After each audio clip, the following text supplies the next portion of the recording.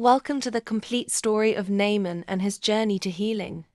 As we will compare and contrast the characters of the two servants, the servant of Naaman and the servant of Elisha the prophet.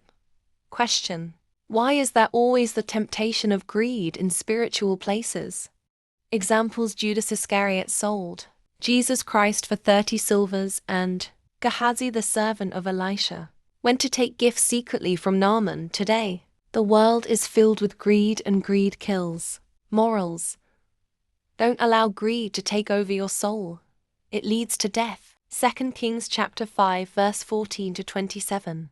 Naaman's resume glowed, a great man. But at home, the atmosphere was uncomfortable, so the young Israelite maid became of help.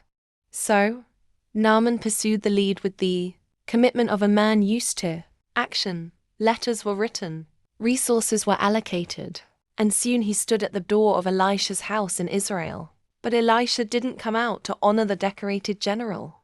He sent a message instead: go and wash in the Jordan 7 times, and your flesh shall be restored to you, and you shall be clean. The directive felt beneath his stature. The Jordan River? Muddy and ordinary. This was not how captains were treated. Not how miracle solutions were expected to arrive. He walked away angry and frustrated with leadership pride. He wanted something that matched his rank, but his servants leaned in with counseling wisdom. If the prophet had told you to do something difficult, wouldn't you have done it? Why not just do what he said? Naaman faced the same crossroads many families face when solutions require humility rather than heroics. And in this moment of surrender, transformation began. He stepped into the Jordan. Once, twice. By the 6th dip, nothing had changed. But faith is not measured by visible progress. It's measured by consistency.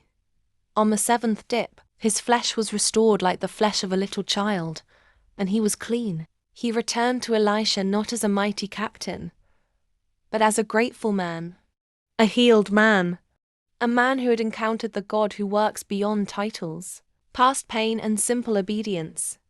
Elisha refused his gifts, but his servant Gehazi went behind and collected it. But nothing is hidden before God's servant, and Elisha curse him, saying, the leprosy of Naaman shall cling on you and your seed forever. And that was the punishment for greed.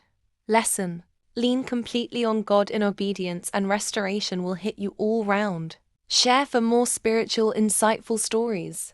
You are completely restored as you comment an amen to receive. Amen.